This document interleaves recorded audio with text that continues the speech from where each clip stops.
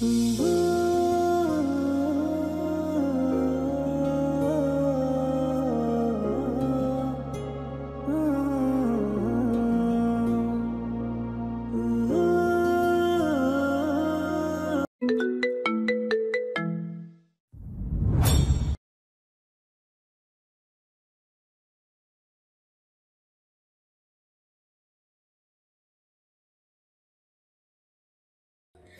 আপনারা? এখানে কি চাই? মিসেস শায়লা খান অবাক কণ্ঠে জিজ্ঞাসা করলেন। যুবতী রমণী কিছু বলার আগেই 40 ঊর্ধ্ব মহিলাটি বললেন, আমি হলাম ডক্টর রেজা চৌধুরীর একমাত্র শ্যালিকা মিসেস আনিকা রহমান। আর এই মেয়েটি হলো তার একমাত্র মেয়ে হুমায়রা চৌধুরী রিদিতা। তারপরে ডক্টর রেজা চৌধুরীর দিকে তাকিয়ে জিজ্ঞাসা করলেন, কি দুলা ভাই, আমাকে চিনতে পারছেন না? ডক্টর রেজা চৌধুরী ভালো করে কিছুক্ষণ তাকিয়ে থেকে চিনতে পারলেন। অতীতের ঝলক পুনরায় বাস্তব চোখের সামনে দেখে তিনি যেন নিজের চোখ জোড়াকে বিশ্বাস করতে পারলেন না। চরম বিস্ময়ে তার মুখ থেকে বেরিয়ে এলো, আনিকা? ডক্টর রেজা চৌধুরী রিদিতা একা তার মেয়ে পরিচয় নিয়ে আসলে কিছুতেই তার কথা বিশ্বাস করতেন না। কারণ একবার একটা ফ্রড মেয়েকে বিশ্বাস করে চরম ভুল করেছিলেন তারা। কিন্তু অজ্ঞাত মেয়েটির সাথে পরিচিত এক মুখকে দেখে তিনি আর অবিশ্বাস করতে পারলেন না। রিদিতার দিকে চোখ ভরা পানি নিয়ে তাকিয়ে তার দু গালে হাত রেখে পরম মমতায় বললেন, হৃদয়তা মামনি আমার। বলে মেয়েকে তিনি জড়িয়ে ধরলেন। বহুদিনের বিচ্ছেদ ব্যথার পর দুই বাবা মেয়ে মিলনে দুজনই হাউমাউ করে কাঁদতে লাগলো। মিসেস আনিকা রহমানের চোখ ভিজে উঠল। তার এবং তার পরিবারের কিছু ভুলের জন্য বাবা আর মেয়েকে এতগুলো বছর আলাদা থাকতে হলো। চরম অনুশোচনার কণ্ঠে আনিকা রহমান বললেন, আমাকে ক্ষমা করে দিন দুলা ভাই। আসলে বড় আপুর মৃত্যুর জন্য আমরা আপনাকে দায়ী করেছিলাম, কিন্তু আপুর মৃত্যুর জন্য আপনি কোনোভাবেই দায়ী ছিলেন না। উল্টো আপুর সবচেয়ে আপনজন ছিলেন আপনি আর রিদিতা। কিন্তু আমরা আপনাকে ভুল বুঝিয়ে রিদিতাকে আপনার কাছ থেকে আলাদা করে দিলাম। কিন্তু এতগুলো বছর পর যখন নিজের ভুল বুঝতে পারলাম, সত্যিটা জানতে পারলাম, তখনই সঙ্গে সঙ্গে রিদিতাকে নিয়ে ছুটে চলে আসলাম। আমাকে মাফ করে দিন ভাইজান। মিসেস আনিকা রহমান হাত জোর করে বললেন ডক্টর রেজা চৌধুরীর দিকে। রেজা চৌধুরী কথা যেন গলায় আটকে গেছে। কি বলবে না বলবে তিনি কিছুই বুঝতে পারছেন না। এতদিনের আবেগ, ক্ষোভ, অভিযোগ যেন সব গলায় আটকে গেছে। অনেক কষ্টে তিনি আবেগে নিয়ন্ত্রণ করে বললেন, এই ভুলটা যদি আরও একটু আগে বুঝতে পারতে, তাহলে আমার মেয়েকে এতগুলো বছর আমার কাছ থেকে আলাদা হয়ে থাকতে হতো না। আমি তোমাদেরকে বারবার বলেছিলাম একটু সময় নাও, আমাকে তোমরা ভুল বুঝো না। কিন্তু তখন তোমরা কেউ আমার কথা শোনোনি। আমার মেয়েকে জোর করে আমার কাছ থেকে কেড়ে নিয়ে গিয়েছিলে। জানো, সেদিনের পর থেকে একটা দিন একটা রাতও আমি শান্তিতে ঘুমোতে পারিনি, স্বস্তির নিঃশ্বাস নিতে পারিনি।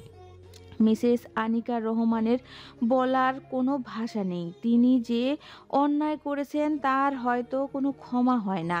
মাথা নিচু করে অপরাধী ভঙ্গিতে দাঁড়িয়ে আছেন তিনি। রেজা চৌধুরী আবারও বলতে লাগলেন, তাও মানুষ মাত্রই ভুল করে। তোমাদের প্রতি আমার এখন আর কোনো অভিযোগ নেই। ক্ষমা করে দিয়েছি তোমাকে। এখন আমি আমার মেয়েকে ফিরে পেয়েছি, আর কখনো কোথাও ওকে যেতে দিব না। দুলাভাই বলে মিসেস আনিকা রহমান ডক্টর রেজা চৌধুরীর পা জড়িয়ে ধরে কাঁদতে লাগলো। ডক্টর রেজা চৌধুরী তৎক্ষণাৎ তাকে উঠিয়ে ধরে স্নেহে বললেন, তুমি আমার ছোট বোনের মতো, আর ভাইয়ের কাছে তার বোনের কোনো অপরাধ থাকতে পারে না। বলেই তিনি মিসেস আনিকা রহমানকে বুকে জড়িয়ে ধরলেন। মেয়েকে আর ছোট বোনের মতো প্রিয় শালিকাকে পেয়ে তিনি যেন আনন্দে আত্মহারা হয়ে গেলেন। মিসেস শায়লা খান এতক্ষণ নীরব দৃষ্টিতে তাকিয়ে থেকে সব দেখছিলেন। তিনি এগিয়ে এসে রিদিতাকে তার দিকে ঘুরালেন। প্রচণ্ড আবেগে তার চোখ দিয়ে পানি ঝরছে। রিদিতাও চোখ ও কান্নায় ভেজা। দুজন দুজনকে জড়িয়ে ধরল। অনেকক্ষণ একে অপরকে জড়িয়ে ধরে কান্না করলো। মিসেস শায়লা ভেজা কণ্ঠে বললেন, তোকে নিজের চোখে দেখতে পেরে, ছুঁতে পেরে কি পরিমাণ শান্তি যে লাগছে বলে বোঝাতে পারবো না। আমার তপ্ত হৃদয়টা শীতল করে দিলি তুই মা। এভাবে বেশ কিছুক্ষণ কেটে যাওয়ার পর রিদিতা মিসেস শায়লাকে ছেড়ে দিয়ে শান্ত ও আবেগী কণ্ঠে বলল, আমারও এতগুলো বছর পরে তোমার চোখের দেখা দেখতে পেয়ে, তোমার সান্নিধ্য পেয়ে ভীষণ শান্তি লাগছে। বলে বোঝাতে পারবো না আমি কতটা খুশি হয়েছি। তারপর কিছুটা থেমে কৌতূহলী ও অস্থির গলায় রিদিতা বলল, মণিমা, আরিয়ান কোথায়? ওকে আমি এতগুলো বছর প্রচন্ডভাবে মিস করেছি। ওর সেই ছোট্ট কালের মুখটা এতটা দিন আমার হৃদয়ে গেঁথে ছিল। সেই মুখ কল্পনায় সাজিয়ে দেখে দেখে এমন কোনো দিন যায়নি যে আমি কান্না করিনি। ওর সাথে আমি যোগাযোগের অনেক চেষ্টা করেছি, আমি পারিনি। ওর কি এখনো আমার কথা মনে আছে মনি? আরিয়ানের প্রসঙ্গ আসতেই মিসেস শায়লার বুক চিরে একটা আর্তনাদ বেরিয়ে এলো। স্থান কাল ভুলে প্রচণ্ড কান্নায় ভেঙে পড়লেন তিনি। রিদিতা আর মিসেস আনিকা রহমান বেশ অবাক হয়ে গেলেন। কোনোভাবেই মিসেস শায়লাকে শান্ত করা যাচ্ছে না। বারবার জিজ্ঞাসা করেও কোনো উত্তর পাওয়া গেল না। বাবা, কি হয়েছে? মনি এভাবে কান্না করছে কেন? বলো না বাবা, বলো না প্লিজ। রিদিতার আকুতি ভরা আর্তনাদে ডাক্তার রেজা চৌধুরী আর শান্ত থাকতে পারলেন না। শুরু থেকে শেষ পর্যন্ত বিগত 6 মাসের আগের সকল ঘটনা রিদিতাকে তিনি সবিস্তারে বর্ণনা করলেন। সব শুনে রিদিতা যেন স্তব্ধ হয়ে গেল। সেকেন্ড থেকে মিনিট, মিনিট থেকে আধা ঘন্টা কেটে গেল, কিন্তু সে ওইভাবেই দাঁড়িয়ে রইল।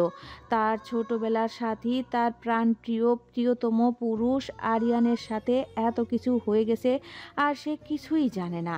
ভাবতেই তার ভেতরটা যেন দুমড়ে মুচড়ে যেতে লাগলো। তার মাথা যেন কাজ করা বন্ধ করে দিল। যখন তার চেতনা ফিরে আসলো তখন সে সব কিছু ভুলে পাগলের মতো ছুটে গেল বাড়ির ভেতরে। প্রায় 13 বছর আগে সেই বাড়ির প্রতিটি কোণায় কোণায় যেন এখনো তার কাছে স্পষ্ট।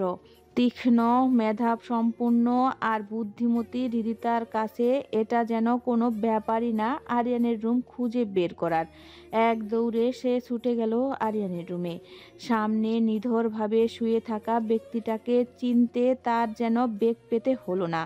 যেন হাজার বছর ধরে সে ওই অচেনা চেহারাকে সুষ্ঠুভাবে চেনে এমন বোধ হলো তার।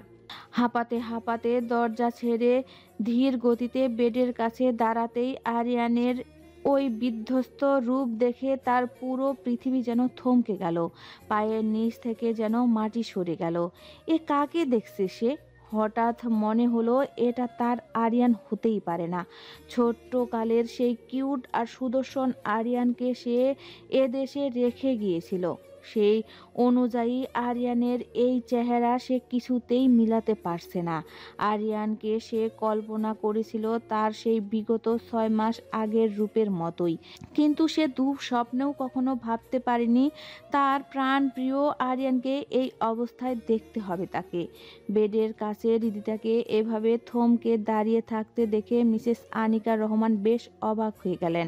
কিন্তু ভেতরে গিয়ে যখন আরিয়ানকে আইসিইউর মতো করে ট্রিটমেন্ট নেওয়া অবস্থায় দেখতে পেলেন তখন তিনিও থমকে গেলেন। রিদিতা গভীর দৃষ্টিতে আরিয়ানকে দেখতে লাগলো। অপরিসীম আবেগ, মায়া, বিষণ্ণতা আর কাতরতা ফুটে উঠল চোখে মুখে। চোখ দুটো রক্ত লাল হয়ে অশ্রুসিক্ত হয়ে উঠল। নাকের পাটাতন ফুলে ফুলে উঠে শুভ্র নাকের ডগা লাল টকটকে হয়ে উঠল। ঠোঁট জোড়া থরথর করে কাঁপতে লাগলো। দেহ অবশ হয়ে আসতে চাইল। সেখানে বসেই রিদিতা প্রচণ্ড কান্নায় ভেঙে পড়ল। কেউ তাকে সান্ত্বনা দেওয়ার অবস্থায় নেই। প্রত্যেকেই কান্নায় ভেঙে পড়েছে। বাড়ির প্রতিটি কাজের লোক, মালি, ড্রাইভার, দারোয়ান প্রত্যেকেই বাড়ির ভেতরে এসে পড়েছে। তাদের প্রত্যেকের চোখেই পানি আর তীব্র আর্তনাদ। যে ছেলেটাকে তারা নিজের আপন ছেলের মতো করে ভালোবেসে তার এই অবস্থা দেখতে দেখতে তারা যেন পাথর হয়ে গিয়েছে। এক সময় রিদিতা উঠে দাঁড়িয়ে কাঁপা কাঁপা হাতে তার দুর্গালে স্পর্শ করলো। এক যুগ পরে খুব কাছের কোনো মানুষের স্পর্শ পেয়ে আরিয়ান অচেতন অবস্থাতেও যেন কেঁপে উঠল। হৃদিতার দেহে এক অদ্ভুত শিহরণ বয়ে গেল। হৃদস্পন্দনের এত তীব্র হলো যে সেটা যেন বক্ষপিণ্ডের ভেতর ভেদ করে বেরিয়ে আসার উপক্রম হবে। হৃদিতা গভীরভাবে অশ্রুসিক্ত নয়নে আরিয়ানের দুই হাত শক্ত করে ধরে নিজের গালে জড়িয়ে নিল। পলকহীন দৃষ্টিতে গভীর মায়ায় তার দিকে দৃষ্টি নিবদ্ধ করে রাখল। তার অশ্রুকণা আরিয়ানের কপালে আর গালে ছড়িয়ে পড়ল। আরিয়ান নিঃশ্বাসের তালে তালে উষ্ণ কেঁপে উঠতে লাগলো। হৃদিতা তার দু গাল ধরে তাকে মৃদু কণ্ঠে ডাকতে লাগলো। চোখ দুটো থেকে অনবরত পানি আরিয়ানের চোখে মুখে ছড়িয়ে পড়ছে। এই আরিয়ান, ওঠো, ওঠো না প্লিজ। এবার শুয়ে থেকো না প্লিজ। দেখো না তোমার হৃদি এসেছে। আমার বড্ড কষ্ট হচ্ছে তোমাকে এই অবস্থায় দেখে। আমি কিন্তু মরে যাব। তুমি তো আমার কষ্ট সহ্য করতে পারতে না, তাহলে এখন এভাবে শুয়ে থেকে আমায় কষ্ট কেন দিচ্ছ আরিয়ান? হৃদিতা চিৎকার করে কেঁদে উঠল। মিসেস শায়লা আর আনিকা রহমান এসে তাকে জড়িয়ে ধরে সান্ত্বনা দিতে লাগলো। আরিয়ানের ফিজিক্যাল আর মেন্টাল কন্ডিশন অনেক খারাপ হৃদিতা। ওর ভেতরকার অর্গান টিস্যু ভীষণভাবে ক্ষতিগ্রস্ত হয়ে যাচ্ছে। এভাবে চলতে থাকলে বাঁচানোর চান্স খুবই কম, কিন্তু আমরা সর্বোচ্চ চেষ্টা করছি ওকে বাঁচানোর। আমার পুরোপুরি আত্মবিশ্বাস আছে যে আমি সেটা পারবো। দেশ বিদেশের সব অত্যাধুনিক ডাক্তার আর নার্সদের নিয়োগ করেছি আমি, কিন্তু আরিয়ানের বেঁচে থাকার ইচ্ছেটাই যেন নেই। আর বেঁচে থাকার ইচ্ছে যদি পেশেন্টের নিজের মধ্যেই না থাকে, তাহলে আমরা শত চেষ্টা করেও কোনো কিছু করতে পারবো না। ওর জ্ঞান ফিরলে ওর মধ্যে অবশ্যই সেই ইচ্ছে শক্তিটা জাগিয়ে তুলতে হবে। ডক্টর রেজা চৌধুরী কথাগুলো বলে দীর্ঘ নিঃশ্বাস ছাড়লেন। দিদি তার চোখ মুছে আত্মবিশ্বাসের সাথে দৃঢ় কণ্ঠে বলল, আমি ওকে বেঁচে থাকার ইচ্ছে শক্তি জাগিয়ে তুলতে সাহায্য করব বাবা। ওকে আমি আবার বাঁচার স্বপ্ন দেখাবো। ওকে আমি সুস্থ করে তুলবই। আমার প্রতিজ্ঞা এটা। আর হৃদিতার আত্মবিশ্বাস দেখে শত কষ্টের মধ্যেও মিসেস শায়লার মুখে এক চিলতে হাসি খেলে উঠল।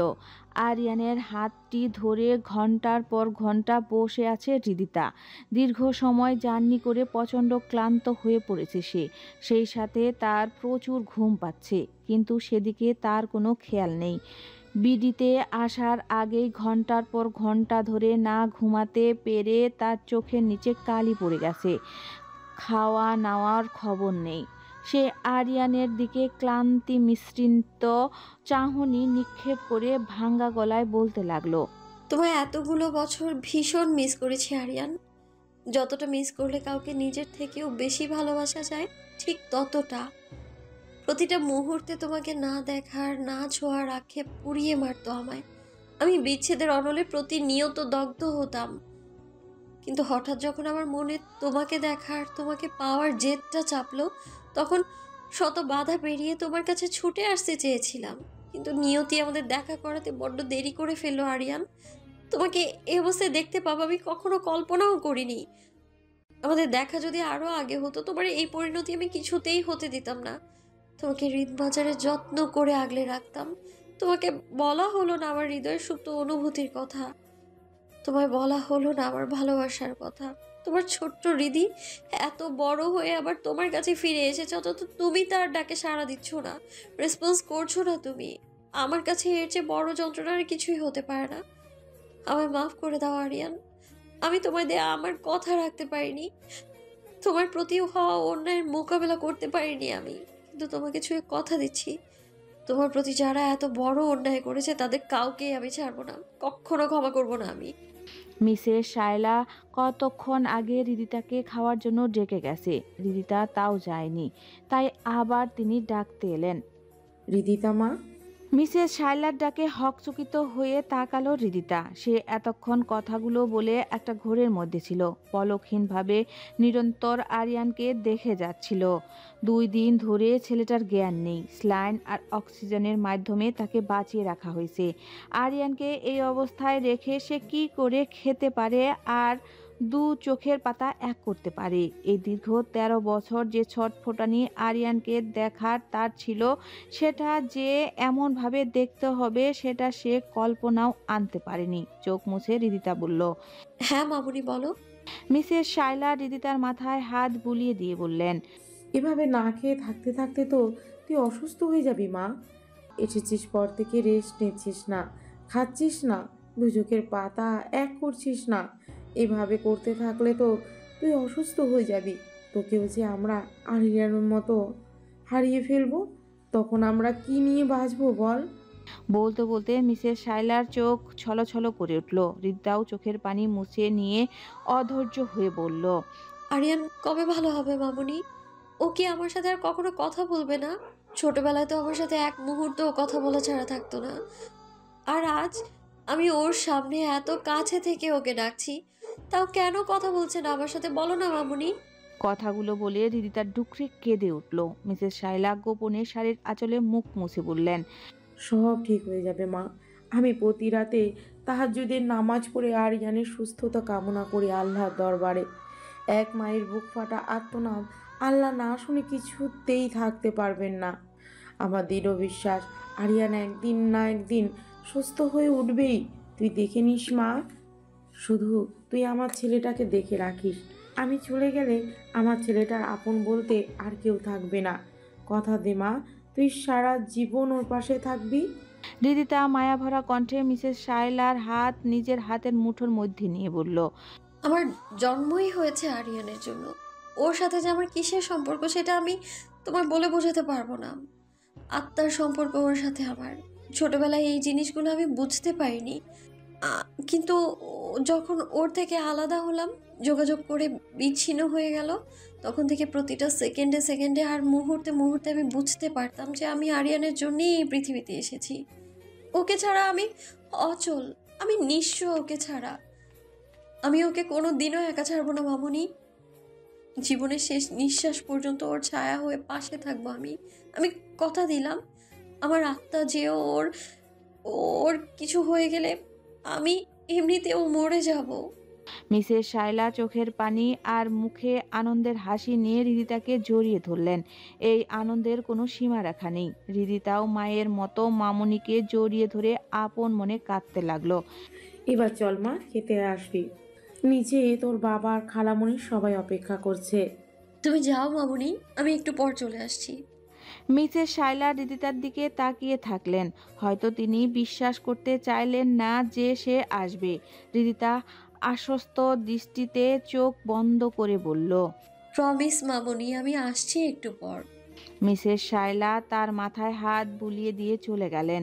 আর রিদিতা ডুব দিল অতীতের স্মৃতিতে। আজ থেকে প্রায় ১৩ বছর আগে এই বাড়িতে, খান ম্যানশনের বিশাল বাড়িতে ড্রয়িং রুমে বসে খেলা করছে দুইটি ছোট্ট বালক বালিকা। ছোট মেয়েটির হাতে অসংখ্য ছোট ছোট পুতুল, আর ছেলেটি পুতুলের জন্য সুন্দর করে নিজ হাতে ঘর বানিয়ে দিচ্ছে। মেয়েটি ছেলে আর মেয়ে পুতুল দুটোকে বর কনে সাজাচ্ছে। দেখো আরিয়ান ভাইয়া, আমি কত সুন্দর করে পুতুলগুলো সাজিয়েছি। ছোট্ট হৃদিতা আদো আদো বুলিতে কথাগুলো বলল। অপরদিকে ছোট্ট সুদর্শন আর মায়াবতী চেহারার এক ছেলে চোখ তুলে তার দিকে তাকিয়ে মুচকি হাসল। তারও পুতুলের জন্য বাড়ি বানানো শেষ। খুব সুন্দর করে নিখুঁত ডিজাইনের দুটি ছোট্ট ছোট্ট বাড়ি বানিয়েছে। খুব সুন্দর হয়েছে রীতি, মেয়ে পুতুলটা একদম তোমার মতোই মিষ্টি। দেখো, আমার বাড়ি বানানো শেষ। কেমন দেখতে হয়েছে বলো তো? মেয়েটি হাত উঁচু করে আমোদিত হওয়ার ভঙ্গিতে বলল, খুব খুব সুন্দর হয়েছে আরিয়ান ভাইয়া। দেখো, ছেলে পুতুলটা একদম তোমার মতো গুলুগুলু মিষ্টি দেখতে হয়েছে। ছোট্ট আরিয়ান ওর কথায় হাসলো। ছোট্ট হৃদিতা দেখতে একদম যেন বারবি ডলের মতো। হালকা বাদামি কোঁকড়ানো সিল্কি চুল, ফোলা ফোলা গাল, বড় বড় হরিণীর মতো দুটি ডাগর ডাগর চোখ, চিকন গোলাপি ঠোঁট।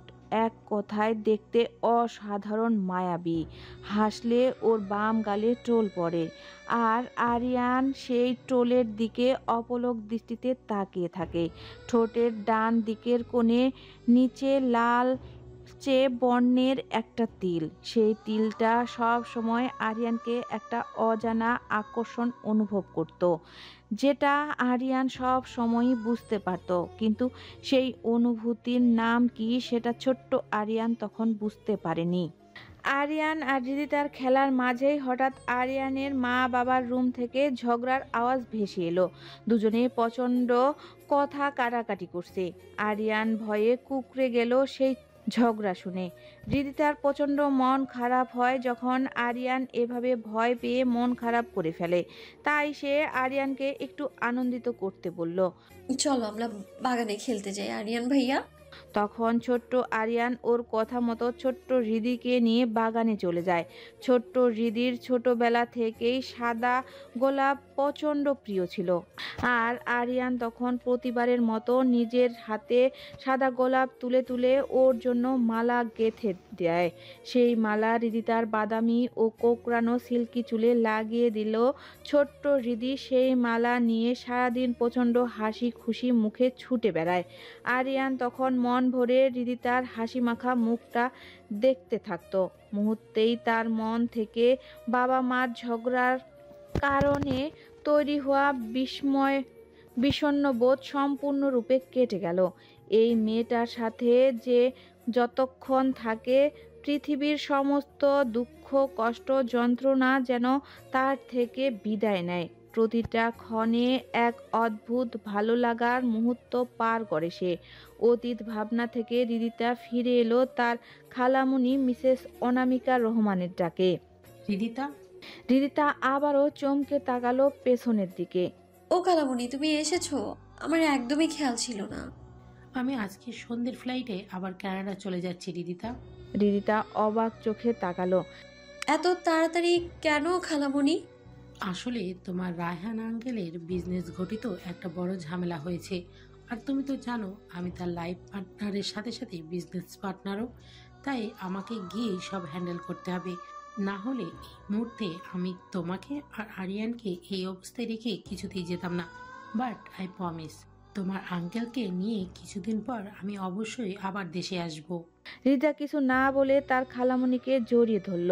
খালামণিও পরম মমতায় তার মাথায় হাত বুলিয়ে দিতে লাগলো। শেষবারের মতো আমার সাথে লাঞ্চ করে নাও রিদিতা, আজকে সন্ধ্যের সময় আমার ফ্লাইট। শেষবার মানে? এসব কি বলছো তুমি খালামণি? আরে শেষবার মানে এই কয়েকদিন তো আর তোমার সাথে আমার দেখা হচ্ছে না, সেটা বোঝাতে এই কথাটা বললাম। একটু থেমে মিসেস আনিকা রহমান আবার বলতে শুরু করলেন। এখানে দীর্ঘদিন থাকলে তোমার স্ট্র্যাটেজির উপর কিন্তু বেশ এফেক্ট পড়বে রিদিতা, সেদিকে একটু খেয়াল রেখো তুমি। এখন আমি অন্য কিছু নিয়েই ভাবতে চাচ্ছি না খালামণি। আরিয়ানকে এই মুহূর্তে আমার ভীষণ দরকার। ও সুস্থ না হওয়া পর্যন্ত আমি আর অন্য কিছু নিয়েই ভাবতে পারবো না।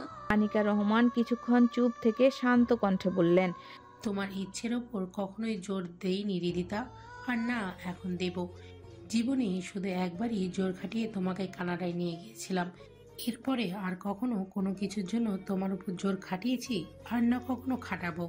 আমি ইউনিভার্সিটির প্রিন্সিপালের সাথে কথা বলে রাখবো, তিনি তোমার ছুটি বাড়াতে হেল্প করবেন। আশা করি পরবর্তীতে তুমি পড়াশোনার সব ক্ষতি চুকিয়ে নেবে। হৃদিতা আরিয়ানের ঘুমন্ত চেহারার দিকে একবার তাকিয়ে তার মাথায় মায়া ভরা দৃষ্টিতে অনেকক্ষণ হাত বুলিয়ে দিল। তারপর খালামণির দিকে চেয়ে সেসব প্রসঙ্গে আর কোনো কথা না বলে মলিন কণ্ঠে বলল। নিচে চলো খালামণি। খাবার টেবিলে হৃদিতা কিছুই খাচ্ছে না, শুধু বা খাবার নিয়ে নাড়াচাড়া করে যাচ্ছে আর আনমনে বিষণ্ণভাবে কি যেন ভাবছে। সবাই সেটা খেয়াল করেছে। হৃদিতা মামনি, বাবার ডাকে হুঁশ ফিরল হৃদিতার। তড়িৎ কণ্ঠে বলল। হ্যাঁ বাবা বলো। ডক্টর রেজা চৌধুরী তার মেয়েকে ভালোভাবে খেয়াল করে বললেন। দেখো মামনি, তুমিও যদি এভাবে ভেঙে পড়ো তাহলে আরিয়ানকে সুস্থ করবে কিভাবে? ওকে সুস্থ করার জন্য তোমাকে তো ঠিক থাকতে হবে, তাই না? হৃদিতা সব বুঝতে পেরে মাথা নিচু করে অল্প করে খেতে লাগলো, কিন্তু খাবার যেন তার গলা দিয়ে নামতেই চাইছে না। ডক্টর রেজা চৌধুরী শান্ত ভঙ্গিতে বললেন। যে কোনো মুহূর্তে আরিয়ানের জ্ঞান ফিরে আসবে, তখন ওকে প্রপার ট্রিটমেন্ট আর মেন্টালি সাপোর্ট দিতে পারলে ও ওকে সুস্থ করে তোলার সম্ভাবনা 100% আছে। আর আমি জানি সেটা তুমি খুব ভালো করেই পারবে। আফটার অল কানাডায় ডাক্তারি নিয়ে পড়াশোনা করা মেয়ে তুমি। এসব সম্পর্কে পুরোপুরি না হলেও বেশ ভালো অভিজ্ঞতা আছে তোমার। মিসেস শায়লা চৌধুরী চমকে তাকালেন ডক্টর রেজা চৌধুরীর দিকে। ডক্টর রেজা চৌধুরী মিসেস শায়লার চমকানোর কারণ বুঝতে পেরে মুস্কি হেসে বললেন, হ্যাঁ ভাবি, হৃদিতা ডাক্তারি নিয়ে পড়াশোনা করছে। আর 2-3 বছরের মধ্যেই সে ডাক্তারি পড়া কমপ্লিট করে ফেলবে। মেডিকেল ইউনিভার্সিটি থেকে অনেক কষ্টে ছুটি ম্যানেজ করে সে এসেছে। আনিকা সকালে আমাকে এই খবরটা দিল। মিসেস আনিকা রহমান ততক্ষণে খাওয়া শেষ করে লাগেজ গোছাতে রুমে চলে গেছে। কথাটা শুনে মিসেস শায়লা অনেক খুশি হলেও পরক্ষণেই কিছু একটা ভেবে মন খারাপ করে ফেললেন তিনি। ভাঙ্গা কণ্ঠে বললেন, আর যদি আমার আরিয়ানের সাথে এত কিছু না হতো, তাহলে আমার ছেলেটাও এতদিনে ইঞ্জিনিয়ারিং নিয়ে পড়াশোনা করতে থাকতো। পড়াশোনা শেষ করে দেশের একজন নামকরা ইঞ্জিনিয়ার হতো আমার ছেলে। কিন্তু কি থেকে সব কি হয়ে গেল কিছুই বুঝতে পারলাম না। আদৌ আমার ছেলেটা আবার আগের মতো সুস্থ স্বাভাবিক হবে কিনা কে জানে। কান্নায় কণ্ঠ রোধ হয়ে গেল মিসেস শায়লার। হৃদিতার চোখেও অশ্রুকণা এসে ভিড় করল। সে উঠে গিয়ে মিসেস শায়লাকে জড়িয়ে ধরে বলল, সব ঠিক হয়ে যাবে মামুনি। ও সুস্থ হয়ে ঠিক একদিন ইঞ্জিনিয়ার হতে পারবে, দেখে নিও। তাছাড়া ওর গানের গলা অসাধারণ। তোমার মনে নেই ও কত সুন্দর গান গেয়ে শোনাতো আমাদের? ও সুস্থ হলে ওর সেই প্রতিভাকে আবার জাগিয়ে তুলবো আমি। দেশের একজন নাম করা সিঙ্গার করে তুলবো ওকে আমি। দেখে নিও তুমি মামুনি, কথা দিচ্ছি আমি তোমায়। এখনো কিচ্ছু শেষ হয়ে যায়নি, সবটা আগের মতোই ঠিক হয়ে যাবে, দেখো। আর যারা ওর এই অবস্থার জন্য দায়ী, ওদের কাউকেই ছাড়বো না আমি। এসব করার কথা আর দ্বিতীয়বার ভেবো না হৃদিতা। এসব চিন্তা ভাবনা এখানেই সমাপ্ত করে দাও। ডক্টর রেজা চৌধুরীর কথায় হক চুকিয়ে গেল হৃদিতা। বেশ অবাক হয়ে প্রশ্ন করল, এসব তুমি কি বলছো বাবা? এসব কথা ভাববো না মানে? এসব কথার সমাপ্ত ঠিক করে দেবে মানে? আরিয়ানের সাথে এত বড় জঘন্য অন্যায়টা যারা করেছে তাদের এমনি এমনি ছেড়ে দেবো আমি? আমজাদ আঙ্কেলের মৃত্যুর জন্য যারা দায়ী তাদেরকে এত সহজে ছেড়ে দেবো আমি? আমার আরিয়ানকে যারা জীবন্ত লাশ বানিয়ে দিয়েছে তাদের জীবন আমি জ্বালিয়ে পুড়িয়ে ছাড়খাড় করে দেব। কাউকে ছাড়বো না আমি। আরিয়ানের জীবনটা যারা ধ্বংস করে দিয়েছে তার চেয়েও 1000 গুণ যন্ত্রণা দিয়ে আমি তাদের জীবন ধ্বংস করে দেব। তোমরা এতগুলো দিন কিভাবে চুপচাপ আছো আমি তো সেটা ভেবে প্রচন্ড অবাক হচ্ছি। প্রচণ্ড রাগান্বিত স্বরে চিৎকার করে কথাগুলো বলল হৃদিতা। তার ফর্সা চোখ মুখ লাল টকটকে হয়ে গেছে। চোখ দুটো থেকে যেন অগ্নি স্ফুটলিঙ্গ বের হচ্ছে। যেন এই চোখ দিয়ে গোটা পৃথিবী ভস্ম করে দেবে সে। পুরো শরীর উত্তেজনায় থরথর করে কাঁপছে। ডক্টর রেজা চৌধুরী আর মিসেস শায়লা খান শান্ত শিষ্ট আর মিষ্টি চেহারার হৃদিতার এমন রূপ দেখে প্রচণ্ড অবাক হয়ে গেলেন। যেন অগ্নিকন্যার রূপ ধারণ করেছে সে। আসলে ভালোবাসার মানুষের কষ্ট তাকে এই রূপ ধারণ করতে বাধ্য করেছে। এই মুহূর্তে হৃদিতার মনে কি ঝড় চলছে সেটা মিসেস শায়লা খুব ভালো মতোই অনুভব করতে পারলেন। ডক্টর রেজা চৌধুরী এগিয়ে গিয়ে হৃদিতার মাথায় হাত বুলিয়ে দিয়ে নরম কণ্ঠে বললেন, আমি তোমার কষ্ট অনুভব করতে পারছি মামুনি। প্রিয় মানুষের কষ্টে আমরা আমাদের নিয়ন্ত্রণ হারিয়ে ফেলি, এটা স্বাভাবিক। কিন্তু একটা বিষয় ঠান্ডা মাথায় ভাবার চেষ্টা করো।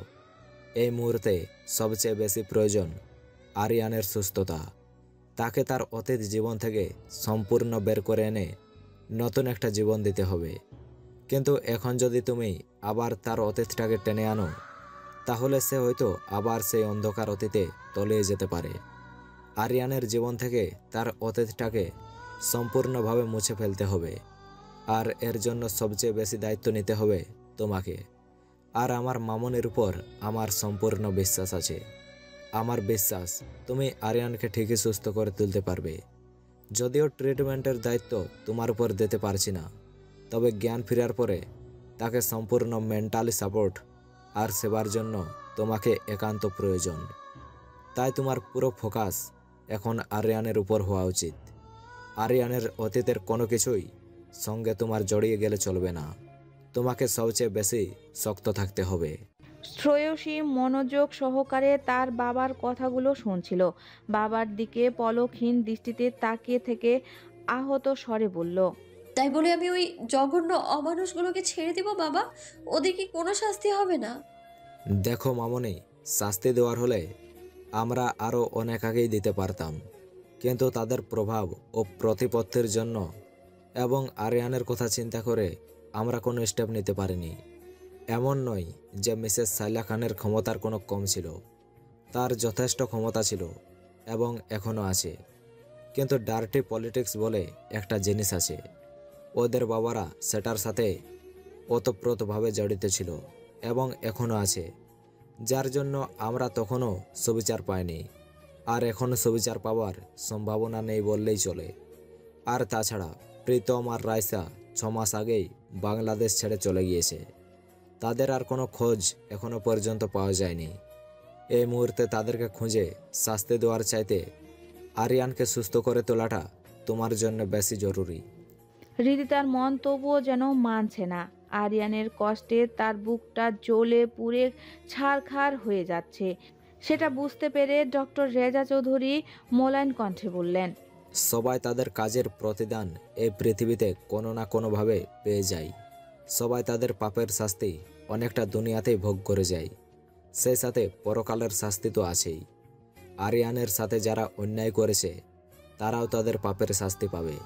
তুমি শুধু অপেক্ষা করো মামনি। হৃদিতা বাবার দিকে তাকিয়ে চোখের পানি মুছল, দৃঢ় কণ্ঠে বলল, যদি এদের কাউকে আমি কখনো সামনে পাই তখন কিন্তু এদের কাউকেই আমি ছেড়ে দেব না বাবা। তখন আমি কারো কোনো কথা শুনবো না। এদের প্রাপ্য শাস্তি তখন আমি এদের দিয়েই ছাড়বো।